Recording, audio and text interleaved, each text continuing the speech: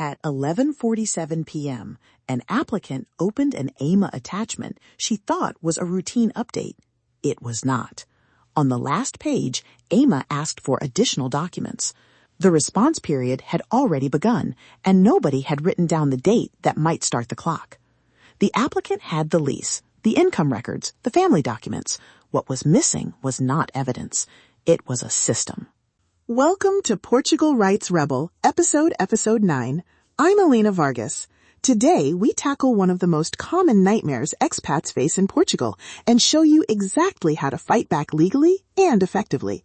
We are building what I call a deadline defense file, one simple record that helps you identify a notice, preserve proof, track the possible deadline, and give a lawyer the facts without making them search through 6 inboxes and a drawer full of paper.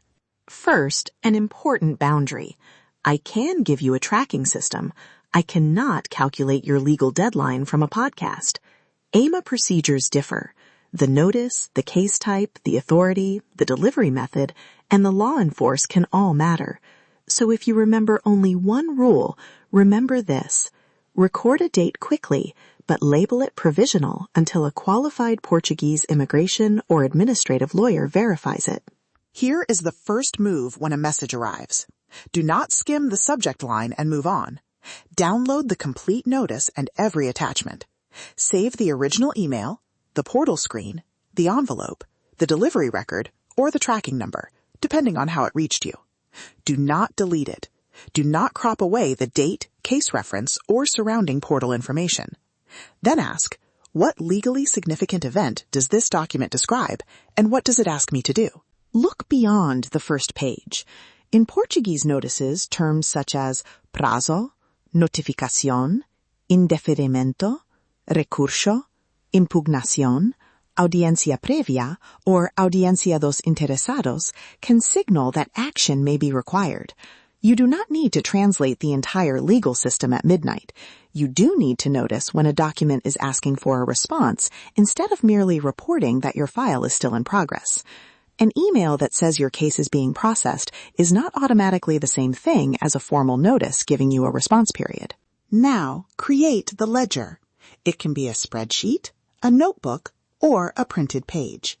Use these columns: document title, authority, case reference, date on the document, date and method of receipt, possible triggering event, stated period, provisional action date, action required, person responsible, proof saved, lawyer review date, and status. Keep the status simple: confirmed, needs verification, or disputed. Let me make that concrete. Your entry might say, Notice received, May 6th. Method, AIMA portal. Requested action, upload passport and proof of address. Provisional internal review date, May 13th. Proof saved? Yes. Status needs verification. That last phrase matters. It stops you from turning a guess into a fact. Add a second earlier date for yourself. That is your safety date, leaving time for translation, missing documents, a technical failure, and legal review. Counting days is where confident guesses become expensive mistakes. Some periods may use calendar days. Others may involve working days or specific procedural rules. Weekends, Portuguese public holidays, the date of valid notification, and the exact wording of the notice may affect the calculation. The Código do Procedimento Administrativo is relevant to Portuguese administrative procedure, and court proceedings may involve the Código de Processo nos Tribunais Administrativos, or CPTA. But neither acronym gives you a universal formula. The date you typed into your phone may be wrong. Don't panic. Mark it provisional and get it checked. Use a simple sequence whenever you receive something important. Notice, classify, preserve, calculate, review, submit, prove. Notice, open the complete document. Classify, is it a request, a hearing, a refusal, a renewal matter, or something else? Preserve, save the original and the delivery evidence. Calculate, Write down a provisional date. Review. Ask the right professional. Submit. Use the channel the notice requires. Prove. Save exactly what you sent and how you sent it. Suppose the notice asks for documents. Make a checklist from its actual wording. Put each requested item beside the evidence that answers it. Then look for trouble early. An expired passport, a missing signature, a document needing legalization or apostille, an incomplete translation, or a requirement you do not understand. Submit through the specified method. Keep the final package unchanged and save the receipt. If there is no clear receipt, capture the confirmation screen and write down the exact date and time. If the notice suggests that AIMA is considering an adverse decision, treat it as urgent. A right to be heard stage may be described as audiencia previa or audiencia dos interesados. Its purpose may be to give you an opportunity to respond, but the deadline and required content depend on the specific case. If you receive a refusal, do not assume that another informal email is an appeal. Preserve the decision, notification evidence, original application, and previous submissions. Then ask a qualified lawyer which remedy is available, where it must be filed, who must file it, and by what date. Renewals belong in the same file, but they deserve their own line of attention. Record the expiry date of your current document, the date you tried to renew, the instructions you followed, and every confirmation you received.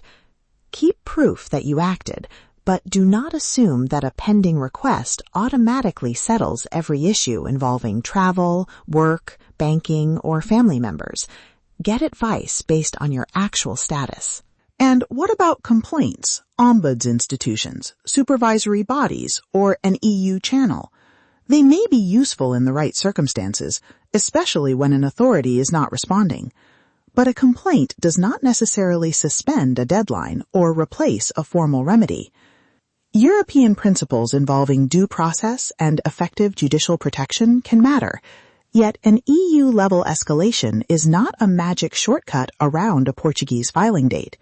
Protect the immediate domestic option first, and ask a lawyer how any broader escalation fits into the strategy.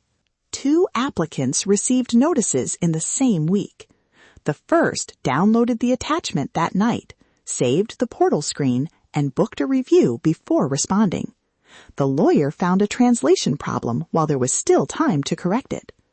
That was not a guaranteed immigration victory. It was a process victory. The applicant preserved the chance to be heard and created a defensible record. The second applicant kept sending messages asking, "Any update?" Nobody opened the attachment carefully. The applicant assumed that silence meant the deadline was paused, sent some documents without a receipt, and later discovered that one item was missing. The emails showed effort, but effort is not always proof of the required legal action. Do not confuse activity with protection. Do not assume an unanswered email stops a clock. When you contact a lawyer, make the first review easier. Send a half-page summary with your immigration category, the authority involved, the current status, the nearest possible deadline, and the one question that matters most. Add a chronology and numbered attachments.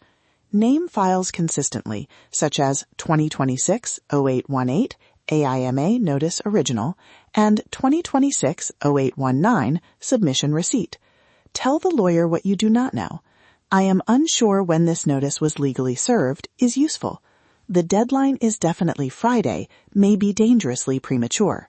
Ask who monitors the portal, who receives official correspondence, what happens when a new notice arrives, and what the fee includes.